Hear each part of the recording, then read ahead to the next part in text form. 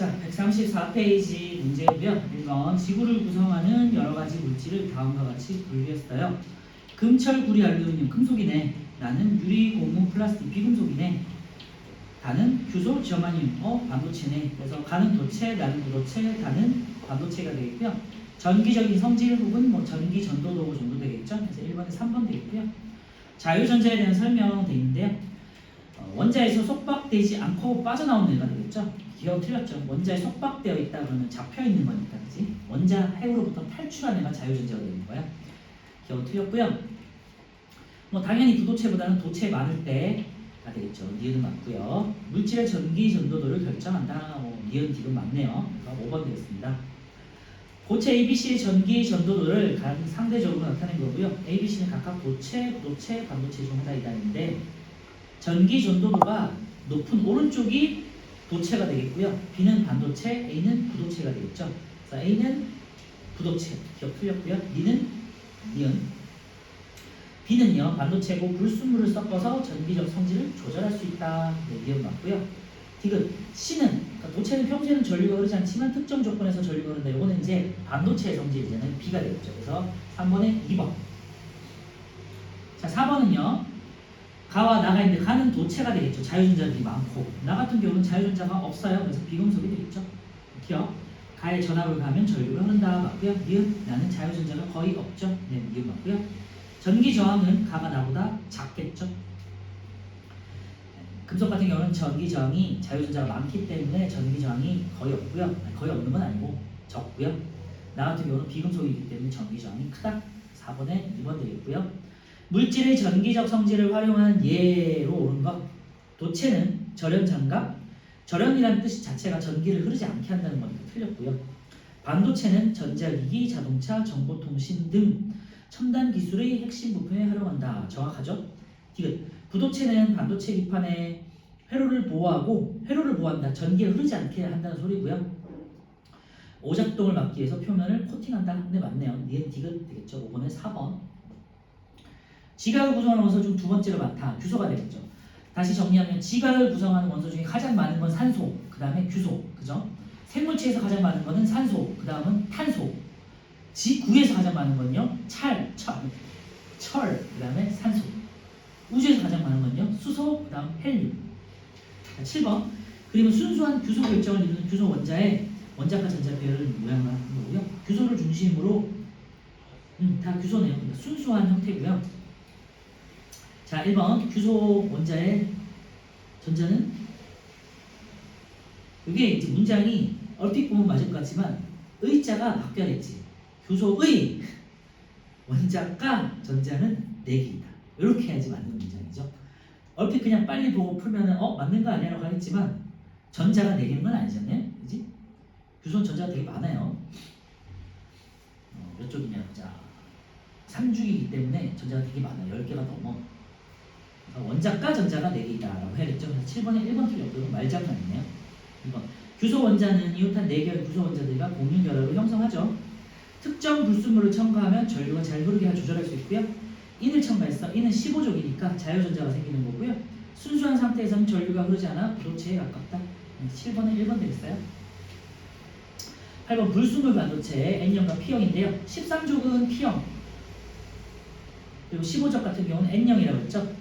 기억은 맞고요. 니은 순수한 반도체보다 전기 전도도가 크게 전류를 잘 흐르게 하는 거죠. 니은 틀렸고요. 전기적 신호를 처리할 수 있는 반도체 소자를 만드는데 활용된다. 네, 맞네요. 8번에 기억 디귿 3번 되겠고요. 9번 순수한 반도체인 규소의 원자과 전자의 인이니까 5개가 되겠고요. 자유전자가 많아지겠죠. 그래서 기억은 5개, 니은은 자유전자가 되겠어요. 다이오드는 N형과 P형을 접합한 형태가 되겠고요.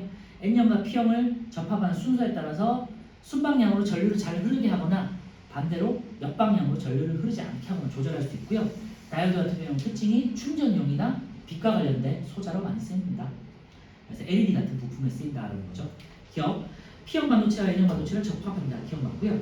전류를 한쪽 방향으로만 흐르게 할 수 있다는 거죠. 기억 맞고요. 이게 순방향. 그 다음에 디귿. 약한 전기 신호를 증폭한다. 뭔가 신호를 증폭하고 세기를 조절하는 거는 트랜지스터였죠. 그래서 각각의 특징들 하나씩만 기억하시면 되고요. 10번에 2번 되겠어요. 11번 스위치 다이오드네요.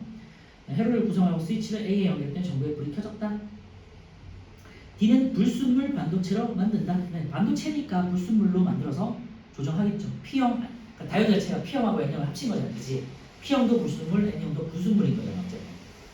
니은 스위치를 B에 연결하면 전구에 불이 켜진다 돼 있는데요.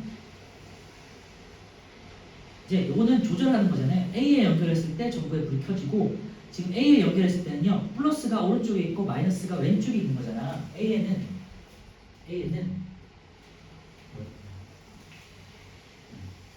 위치가 달라요. 전지의 위치가 A는 오른쪽이 플러스고 왼쪽이 마이너스예요. 그죠? 근데 B 같은 경우는요, 왼쪽이 플러스고 오른쪽이 마이너스예요. 그래서 방향이 다르잖아요. 그래서 얘를 연결했을 때 전류가 흐르다는 거는 이쪽으로 연결했을 때 전류가 흐르지 않는다는 소리가 되겠죠. 스위치 역할을 할 수 있다는, 일종의 스위치처럼 조절할 수 있다는 거죠. 그래서 미연은 틀렸고요. D은 다이오드 D 대신에 도체를 연결하면 스위치를 A에 연결할 때만 전구에 불이 켜진다가 아니라 도체를 연결하면 둘 다 전기가 흐르겠죠. 그죠? 다이오드 D는요, 한 방향으로 전류를 흐르게 하는 거라서 지금 이때 P형이 이쪽에 오는 거고, 그 다음에 N형이 아마 이쪽에 왔던 것 같아요. P형이 양극, N형이 음극, 이렇게 연결했던 것 같아. 네. P형이 파지티브이기 때문에 이쪽에다가 양극에 연결하고요. N형은 네가티브이기 때문에 이제 음극에 연결한다고 생각하시면 되고, 이렇게 연결됐을 때는 한 방향으로 이렇게 연결해 주는 거잖아요. 그치? 이렇게만 흐르게 하는 거야, 전류를. 그런데 이쪽은 이제 안 흘렀던 거죠. 그런데 도체라는 거는 항상 어디로 흐르든지 이렇게 흐르던 상관없는 거죠. 항상 전류가 잘 흐르게 하는 거죠.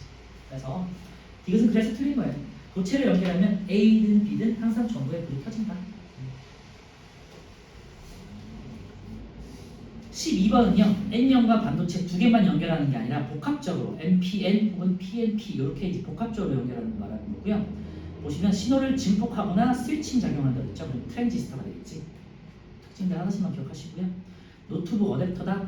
교류 전류를 직류 전기로 바꾸는 정류 작용을 한다는 거 생각하시면 될 것 같고요. 다이오드였죠. 충전기는. 기억, 직류 전원은 교류가 아니라 교류를 직류로 바꾸는 거죠. 기억 틀렸고요. 니은 전류를 한쪽 방향으로만 흐르게 하죠. 네. 그리고 디귿 다이오드의 특성을 활용했죠. 다이오드 특징 충전용이나 아니면 빛과 관련된 것, LED, OLED 이런 것도 있었지. 13번 4번 돼 있고요. 14번 데이터 처리하거나 저장하는 기능이 있는 거. 이건 그냥 반도체, 우리가 알고 있는 반도체 직접 회로가 되겠죠. 5번 되겠고요. 데이터 저장하는 롬, 메모리 장치들이 있었고요. 데이터 처리하는 거는 연산 장치들이 있었죠. CPU 같은 거. 반도체 소자를 만드는 과정을 나타낸 것이다. 인데요. 가운데 판이 규소로 만든 이제 웨이퍼가 되겠어요. 니은 웨이퍼 판이 되는 거고요. 그 직접 회로를 꽂는 판을 웨이퍼라고 하고요. 이게 굉장히 중요하다고 해요. 이제 반도체 삼성이나 이런 데서 만드는 것들이. 삼성에서 반도체 웨이퍼를 만들었나? 뭐 아니면 외국에서 만든 거를 사와야 되냐? 뭐 하여튼 그래요. 굉장히 중요해요. 여기 밑바탕이 되는 거거든요. 기업은요, 광물인데 뭐 규소와 관련된 것들이죠. 규소 아니면 저마늄 이런 것들 되겠지. 그래서 기업은 규소가 들어있는 규산염이 되겠고요. 니은은 규소로 만든 웨이퍼가 되겠고요. 웨이퍼를 이렇게 가공을 한 다음에 반도체 칩으로 직접 회로를 이렇게 꽂는다는 소리가 되겠죠. 그래서 디귿 직접 회로는 회로 사이의 거리가 짧으니까 신호를 원활하게 전달할 수 있다. 효율적. 그래서 15번은 기억 니은 4번이 되겠고요. 반도체 소자의 기능과 거리가 먼 것 돼 있는데요. 전류의 흐름을 바꿀 수 있고요. 전기 신호를 증폭하거나 스위칭 등이 있다. 그죠? 트랜지스터가 되겠고, 전류의 흐름을 바꾼다고는 다이오드의 기능이 되겠고요. 고전압 전기 분야의 절연은 아니잖아. 전기를 뭐 아끼고 줄이면 안 되지. 전기를 잘 흘러야 되니까. 16번 답은 3번이고요. 전기 신호와 빛을 서로 변환할 수 있다고 했죠. 여기 이제 다이오드가 되겠고요. 데이터를 처리하거나 저장한다. 이거는 직접 회로가 되겠죠. 16번에 3번. 반도체 소자와 활용에 대한 설명이고요. 불순물 반도체의 정기적 성질을 이용한다. 맞죠? 최근에는 주로 14조 원소의 저마늄을 이용하여 만든다. 되는데요.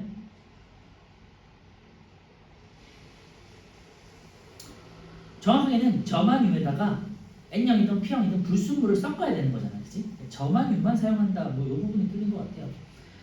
3번 일상생활에 사용되는 전자기기 핵심 부품이 되고요. 자율주행 장치, 태양광 발전 장치, 인공지능 장치 등에 활용된다고요. 온도, 습도, 가스, 자외선 등을 감지하는 각종 센서로 활용된다. 17번에 2번 되겠고요. 잠깐만 조금만 정확하게.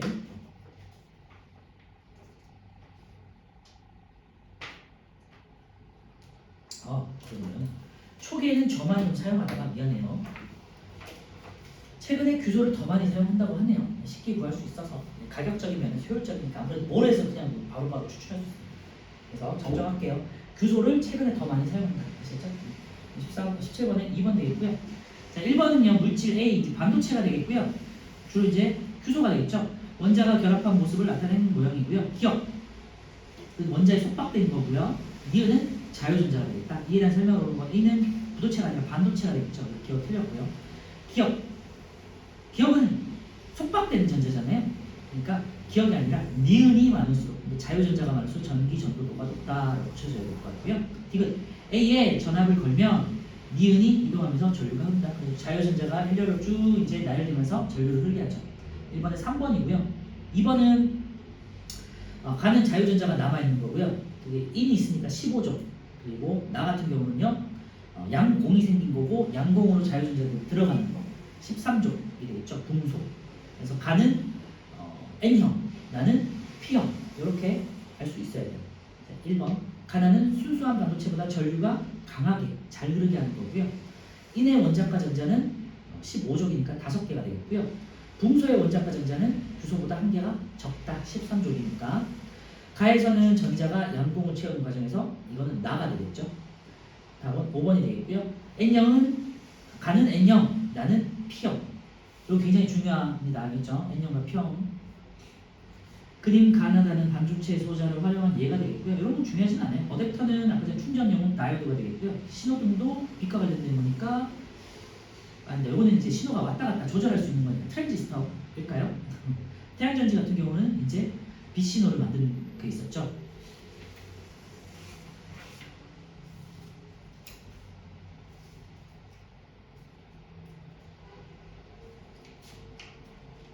이것도 다이오드네.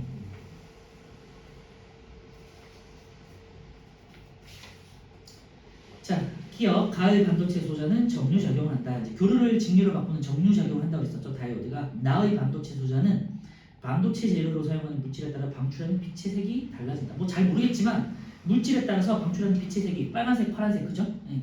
이건 맞는 것 같아요. 자, 디귿. 다의 반도체 소자는 전류가 흐를 때 빛을 방출한다 되는데요. 빛으로, 태양전지니까 빛으로 전류로 전환시키는 거지. 전류를 빛으로 전환하는데 전류를 빛으로 만든다는 거죠. 이런 거를 말하는 거잖아요. 우리 형광등이라든지 뭐 LED처럼 전기가 흘러서 빛이 나온다. 이렇게 말을 하는 거잖아요. 또 반대가 되겠죠. 빛으로, 태양빛으로 전류를 흐르게 한다. 그지? 여기 태양전지가 되겠고요. 네, 지금 가나다 전부 다 다이오드가 될 것 같아요. 4번. OLED 역시 마찬가지로 다이오드가 되겠고요. 빛과 관련된 거라서 기억에 해당하는 반도체 소자는 이제 OLED가 되겠죠. 특히 유기물질, 이게 이제 O가 되어 있어요.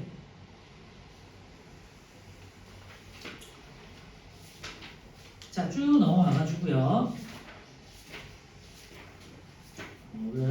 다음에 복습 다시 할 때, 처음부터 다시 할 때 문제 풀면서 조금 더 많이 문제를 풀면서 정리를 할 거고 수능 문제도 확대하고 풀게요. 개념 정리하고. 자, 158페이지 지구 시스템의 구성 요소인데요. 요 내용은 뭐 거의 추가되는 거 없이 정확하게 중등에서 했던 내용들을 말 그대로 통합해 놓는 거예요. 쭉 볼게요. 여기서 지구 시스템은요 5대 권역으로 나눠져 있죠. 직권, 기권, 수권, 생물권, 외권 5개가 서로 상호작용하고 있다는 것이 그게 지구 시스템의 특징이었고요. 두 번째 보시면요. 태양계 밑에 지구 시스템의 첫 번째 지구는 태양계가 형성될 때 다른 행성들과 함께 형성되어 진화했고요. 태양으로부터 여기 중요한데요. 안정적으로 에너지를 공급받는다. 태양 에너지에 그러니까 지구가 사용하는 에너지의 99.9%인가 98%가 태양으로부터 와요. 그러니까 대부분이 태양 에너지 쓴다라고 생각하시면 되고요. 그래서 생명체가 살아오기 위한 최적의 환경을 갖춘 시스템이다. 네, 그렇구나 하시면 되고요. 밑에 그 지구 시스템에서 구성 요소 5가지 기권, 직권, 수권, 생물권, 외권 넘어갈게요.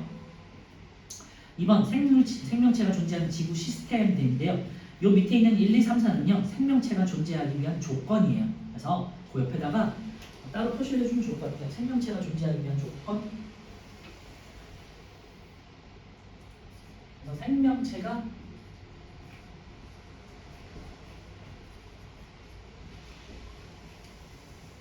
조건이 지금 네 가지가 이렇게 나와 있는 거죠. 1, 2, 3, 4 이렇게 나와 있고요. 쓰지 않을게요. 첫 번째 안정적인 에너지 공급돼 있는 거기다 비추해 놓으시면 될 것 같고요. 지구의 주 에너지 공급원은 어디다? 태양이다. 그리고 태양은요 스스로 에너지를 만들어낼 수 있는데 뭘로? 수소 핵융합 반응으로. 그죠? 네, 그렇게만 나오면 돼요. 그래서 태양에서 만들어진 수소 핵융합 반응 그 정도만 기억하시면 될 것 같고요. 화살표 옆에 태양의 예상 수명은 100억 년이고 지금 현재 한 50억 년 정도 지났다고요. 한 딱 절반 정도 지났죠. 90억 몇억 년이라고 하더라고요. 그래서 지구는 생명체 탄생과 진화, 생명 유지 활동 등에 필요한 에너지를 태양으로부터 안정적으로 공급받고 있다. 네. 두 번째, 액체 상태의 물이 지구에만 존재할 수 있죠. 태양계 안에서는. 네, 거기다 밑줄에 놓으시고요. 그 이유를 이제 밑에 이제 표에 이따가 보도록 하고요. 밑에 이제 밑줄을 할 건데요. 그 바로 밑에 태양으로부터 적당한 거리에 이제 거기다 밑줄에 놓으시고요. 태양의 평균 표면 온도가 적절해서 아니 지구의 평균 온도가 이제 평균 한 15도씨 정도 되거든요. 그래서 물이 15도씨 상태이니까 실온에서는 녹는 점보다 높고 끓는 점보다 낮잖아요. 그러니까 실온에서는 액체 상태로 존재할 수 있는 거죠. 그게 딱 우리 태양계 안에서는 지구가 가능한 거리가 되겠어요. 그래서 태양으로부터의 적당한 거리 1AU에 위치해서 평균 표면 온도가 적절해서 액체 상태의 물이 존재한다. 거기다 밑줄에 놓으시면 될 것 같고요. 1AU라는 단위는요. 이 A는 천문 단위가 되겠고 유니트예요. 그래서 이 천문이 에스트로 뭐 그런 거 있잖아요. 그게 천문이거든요. 1 에스트로 정확히 뭐 안 기억이 안 나는데 유니트. 그래서 1천문 단위가 되겠고 1천문 단위의 기준은 태양에서 지구까지의 평균 거리예요. 그거를 1AU 뭐 2배가 되면 2AU, 3AU 이런 식으로 하는 거고 이름은 1천문 단위가 된다. 이렇게 읽으시면 되고요. 그냥 태양에서의 거리까지의 평균 거리라고 생각하시면 돼요. 그래서 요 딱 태양으로부터 지구까지의 거리를 기준을 했을 때 요 정도 사이즈의 거리가 가장 기본적으로 물이 액체 상태로 존재할 수 있는데 그 이유는 밑에 보시면요. 지금 태양에서 지구 안쪽에 있는 행성들을 우리 내행성이라고 하잖아요. 내행성들 같은 경우는 태양이 너무 가까워. 그러니까 기온이 너무 높죠. 그러니까 수증기들이 다 증발해 버리는 거예요. 그래서 물이 액체 상태로 존재할 수 없는 거고요. 지구 바깥쪽 행성들은 우리 외행성이라고 하잖아요. 뭐 목성이나 토성이나 이런 애들은요. 우리 앞에서 봤지만 물이 어떤 형태로 존재했었죠? 얼음 형태로 존재해가지고 거기에 수소나 혈들이 달라붙는 거 있잖아. 그러니까 물이 액체 상태가 아니라 고체 상태, 얼음으로 존재할 수 있는 이유밖에 없는 이유가 태양으로부터 너무 멀어. 그러니까 지구는 또 너무 추운 공간이잖아요. 아니, 우주는 너무 추운 공간이잖아. 우주의 온도가 3켈빈 정도예요. 3켈빈이면 몇 도일까?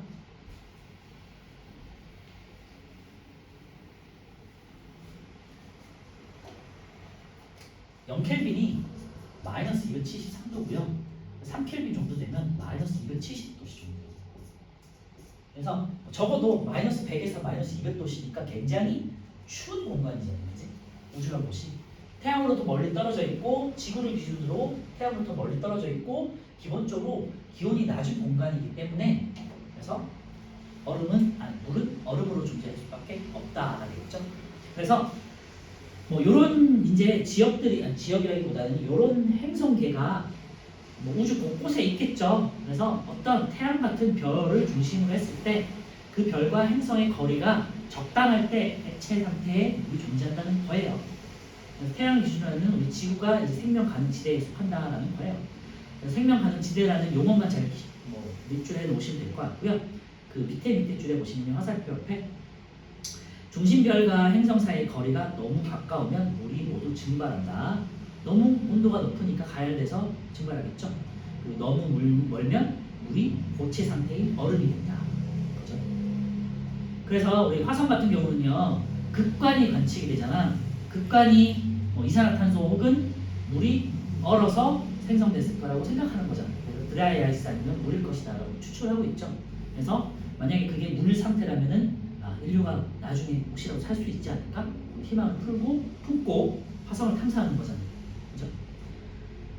그래서 태양계의 생명 가능 지대는 유일하게 지구가 유일하다는 거고요. 물 때문에. 자, 세 번째, 적절한 대기층이 되겠고요. 지구 대기는요, 마침 이제 이산화탄소가 너무 많지도 않고요. 이제 금성처럼 이산화탄소 대기가 너무 두꺼우면 온실 효과가 지나치기 때문에 굉장히 기온이 올라가. 그래서 막 200몇 도, 300몇 도 이렇게 된단 말이에요. 그러면은 이 생명체 살 수 없죠. 그런데 어떻게 하다 보니 지구는 진화적으로 이산화탄소가 원래 처음에는 두꺼웠지만 생명체가 생기면서 어떻게 됐냐면 산소를 내뿜 거잖아요. 광합성하면서. 그러면서 이제 기체가 교환이 됐죠. 이산화탄소는 바다에 가라앉거나 생물체에 고정이 되고 그 다음에 산소들로 계속 채워지니까 공기 조성이 바뀌게 되는 거지. 그래서 이제 적절한 대기층을 갖게 되고 CO2는 낮아지고 산소는 많아지고 그리고 또 질소도 많아지고 이렇게 되면서 온실 효과가 적당해진 거죠. 지구의 대기는 온실 효과를 일으켜서 생명체가 살아가기에 알맞은 온도가 한 15도씨 정도 되고요. 거기다 비춰내 놓으시면 되고요. 산소가 많이 생기면서 오존층이 형성이 됐잖아요. 그래서 오존층의 주요 역할이 자외선 차단이었죠. 그래서 자외선을 차단되면서 뭐 자외선, X선, 뭐 우주선 뭐 이런 표현들 쓰는데 그런 것들을 막아주면서요. 밑에 살고 있는 지표면에 살고 있는 생명체를 보호하게 됐죠. 그래서 뭐 지난번에도 한번 말씀드렸던 것 같지만 원래는 최초의 생명체는 바다에서 탄생했다가 바다에 있는 남조류, 시아노박테리아 이런 애들이 광합성을 하면서 산소를 이제 대기에 채우게 되고 그 산소들이 오존층을 만들고 그러면서 유해한 자외선과 방사선을 막아주니까 생명체들이 바다에서 육지로 진화하게 된다. 설명했잖아요. 그래서 적절한 대기층도 중요하고요. 네 번째, 자기장인데요. 거기다 밑줄여 놓으시고요. 첫 번째, 안정적인 에너지 공급 태양으로부터. 두 번째, 액체 상태의 물이 존재할 수 있는 유일한 곳이고. 세 번째, 이산화탄소 비율이 굉장히 낮고 적절한 대기층으로 유해한 자외선과 방사선을 막아주고. 네 번째가 자기장인데요. 자기장은요, 지구의 외핵이 액체 상태잖아요. 그러니까 지구가 자전하면서 외핵이 액체 상태인데 이렇게 빙글빙글 돌겠지. 근데 외핵의 구성 물질이 뭘까? 응? 철이에요. 철과 니켈이잖아, 그지? 그러니까 금속 성분이기 때문에 철은 자성을 띌 수 있잖아요. 그래서 얘가 액체 상태의 철이기 때문에 이렇게 빙글빙글 돌면서 자기장을 만들 때 자성을 형성해요. 그게 이제 지구 자기장 형성의 원리 중에 하나거든요. 이론 중에 하나예요. 그래서 지구 외핵의 회전에 의한 지구 자기장의 형성으로요. 그래서 지구 자기장이 태양풍과 우주선을 막아준다. 그래서 생명체를 보호할 수 있다는 거죠. 그래서 주기적으로 지속적으로 태양에서 수소 핵융합 발로 인해 수소 핵융합 반응으로 태양풍을 계속해서 보낸단 말이에요. 그런데 이 자기장이 그거를 막아준다는 거거든요. 그림이 165페이지 한번 넘겨보시면요. 외권에 나와 있는데 지구 자기장이 이제 태양풍으로 쭉 이렇게 퍼져 나온단 말이야. 태양풍이. 근데 지구가 자기장이 형성돼 있어가지고 이렇게 방패처럼 막아준다는 거죠. 그래서 이 태양풍의 흐름, 전자의 흐름 혹은 뭐 여러 가지 X선이라든지 방사선 같은 흐름을 차단시켜주는 역할을 해서 이제 지구가 생명체가 살게 됐다라는 이거는요 법칙이 아니고 이론이에요. 제가 아까 전에 말씀드렸죠. 법칙은 딱 자연계에서 정해진 거 이미 그냥 확정된 거고요. 100%. 네. 이론은요, 이론이나 원리는 그럴 것이다. 설이야 설. 알겠지? 그렇게 이제 과학자들이 많이 주장하고 있다라는 거예요. 다시 한번 정리하면요, 생명체가 존재하는 지구 시스템에서 정확하게 정리하면요, 생명체가 존재하기 위한 조건이 되겠고요. 태양으로부터 안정적인 에너지를 공급받을 수 있다. 두 번째, 액체 상태의 물이 있다. 세 번째, 적절한 대기층. 네 번째, 자기장이 되겠죠.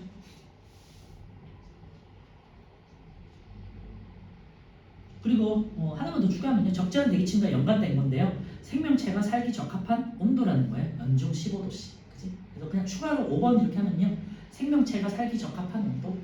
요거는 이제 3번 때문에 이어지는 내용일 수도 있고요. 우리 지구의 액체 상태의 물로 바다가 채워져 있기 때문에 또 온도를 적절하게 유지시켜주는 것도 있죠. 비열이 많기 때문에, 비열이 크기 때문에. 자, 여기까지 하고요. 넘겨주시고, 자, 기권과 직권 한번 보는데요. 기권은 중요한 건요. 우리 요 지금 시스템에서 관련된 건요, 역할들이 중요하거든요. 그래서 역할들만 별표 쳐놓으시면 될 것 같아요. 나머지 뭐 구조적인 거, 뭐 4개 층으로 구성되어 있고 3개 층으로 구성되어 있고 이런 것들 있죠. 다 중학교 때 배웠던 내용이니까 기본적으로 알고 있어야 돼요.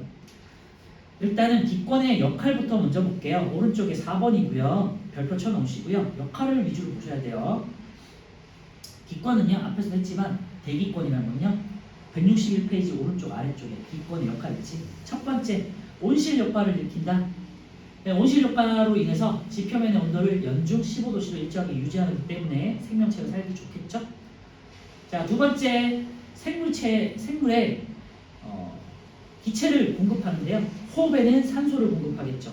광합성에는 이산화탄소를 공급하겠죠. 그죠? 그래서 산소와 이산화탄소 같은 생명체의 중요한 기체를 공급할 수 있다는 거 두 번째 되겠고요. 3번 성층권 산소들이 만나서 생긴 오존이 성층권에 있어서 아까 전에 했지만 유해한 자외선을 차단시켜 주고요. 그래서 지상의 생명체를 보호하겠죠. 오존층이 해로운 자외선을 차단시켜서 생명체를 보호한다. 세 번째 특징이 되겠고요. 네 번째 대기가 있기 때문에 이런 장면은 뭐 영화나 드라마 같은 데서 많이 봤겠지만 유성이 떨어지다가 운석 같은 게 유성이나 운석이나 이런 데 떨어지다가 불에 타서 없어지잖아. 대기가 있기 때문에 마찰력 때문에 타서 불타버리는 거거든요. 그래서 대기가 있기 때문에 외권에서 지구로 떨어진 유성체를 막아서 지상의 생명체를 보호한다. 그래서 첫 번째 온실 효과 밑줄 하시면 될 것 같고요. 두 번째 생물의 호흡과 강합성 밑줄 하시면 되고요. 세 번째 성층권에 있는 오존층이 자외선 흡수 여기다 밑줄 하시면 되고요. 네 번째 대기가 유성체를 막아서 지상 생명체 보호. 네 가지 특징들이 있죠. 어떻게 보면 형식적인 내용이기도 한데요.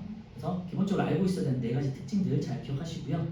그래서 이 기권의 시스템에서는 역할이 굉장히 중요하고요. 오른쪽에 날개 쪽에 보시면요. 온실 효과 아래쪽에 자외선이 생물에 미치는 영향을 보시면요. 자외선을 차단하는 게 왜 중요하냐에 대한 건데요. 파장이 짧은 자외선 같은 경우는 가시광선보다 에너지가 크고 파장이 짧아요. 그래서 식물의 영역소를 파괴한다 되어 있고요. 그래서 광합성을 하는 생명체의 치명적이죠.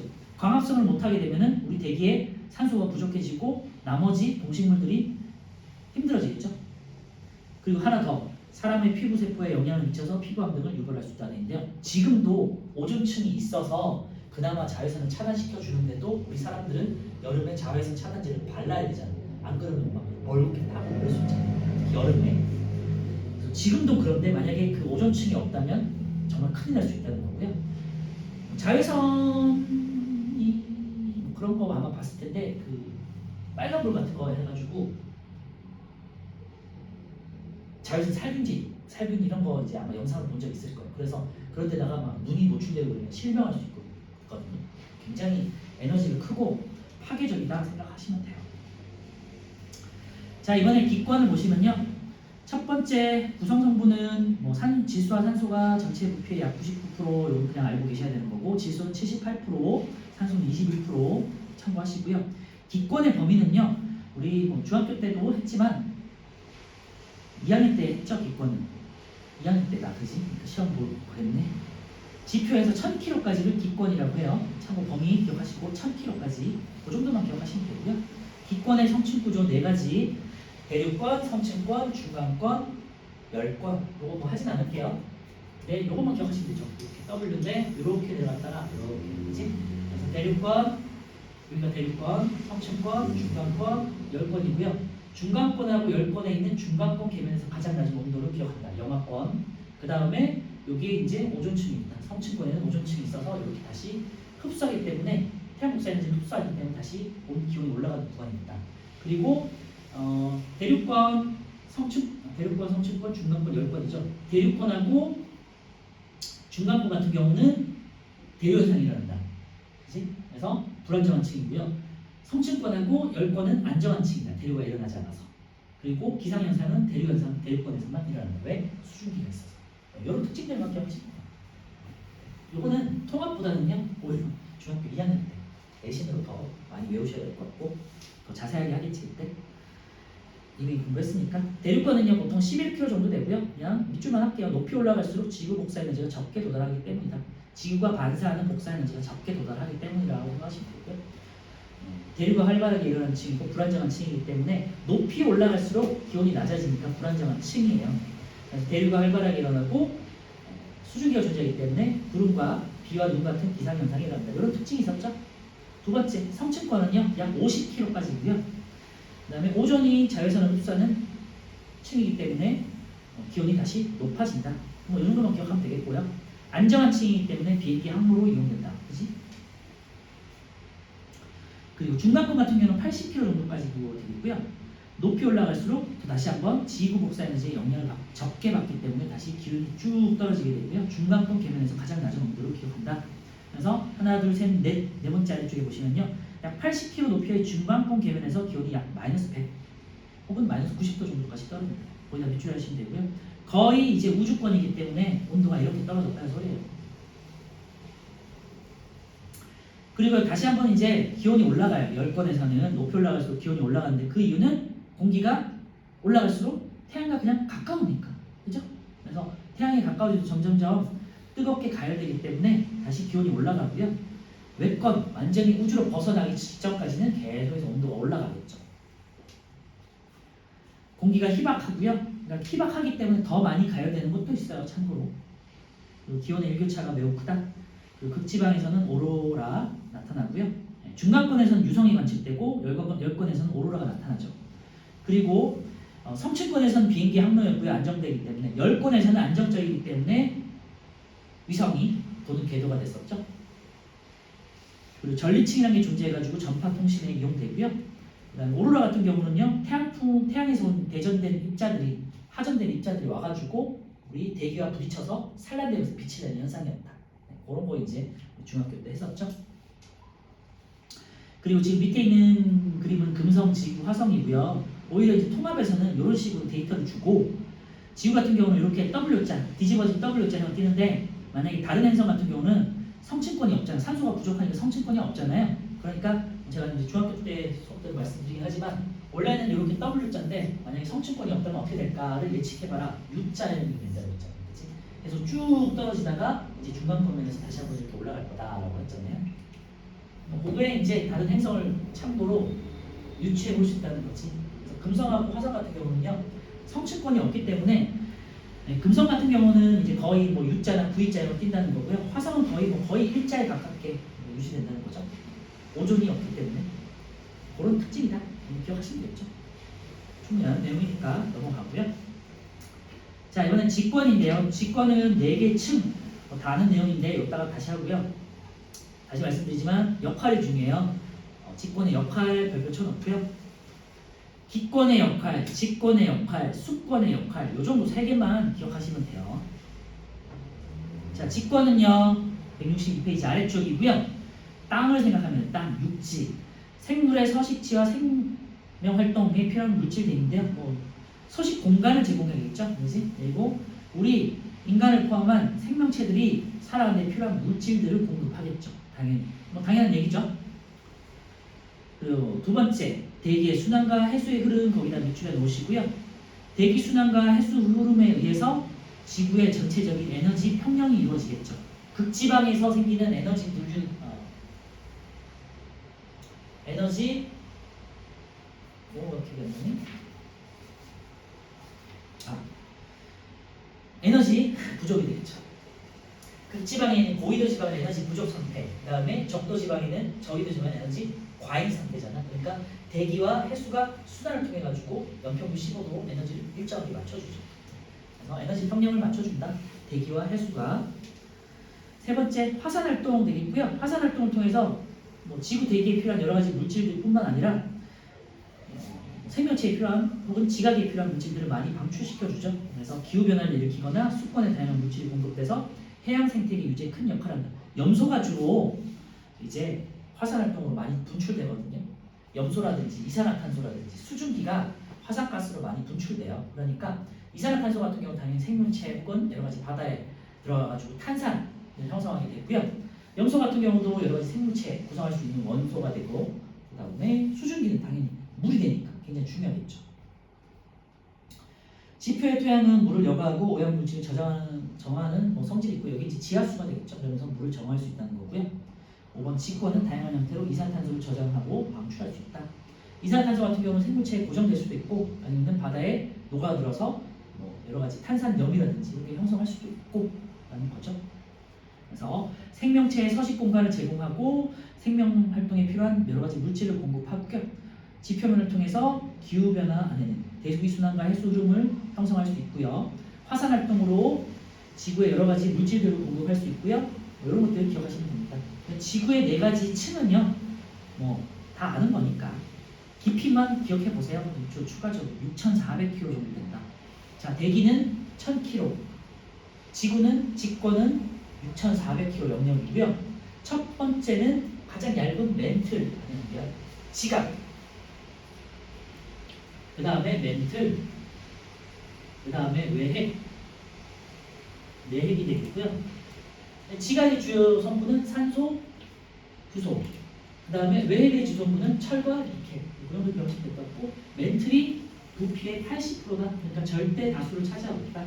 그리고 내핵은 초고온, 초고압.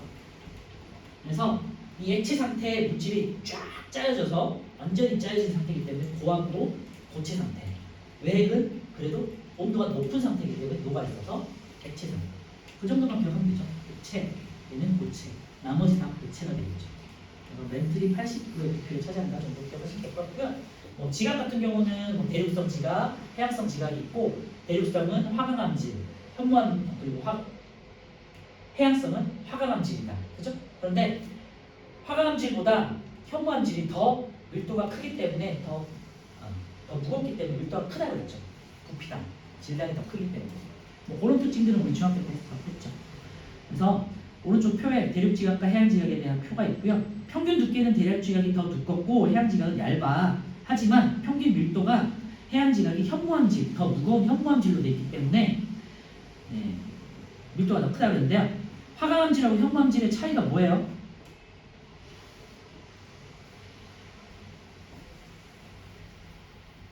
현무암질은 왜 까매? 이거 1학년 때 했던 거랑 다 까먹었어. 왜 까먹지? 어? 아니, 그런 것도 있는데 왜 까매?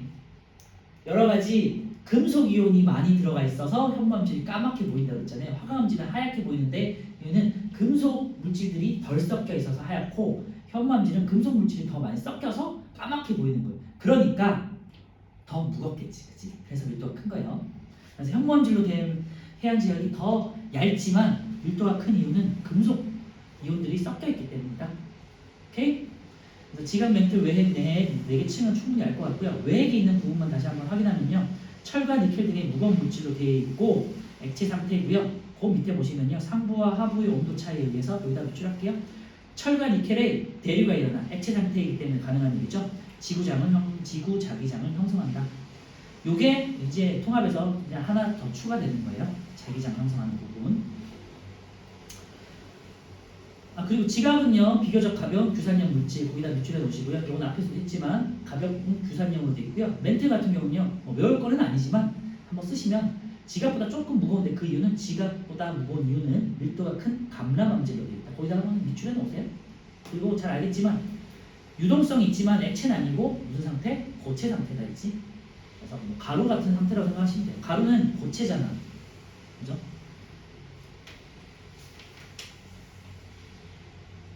수권까지만 빠르게 정리하고 마무리할게요.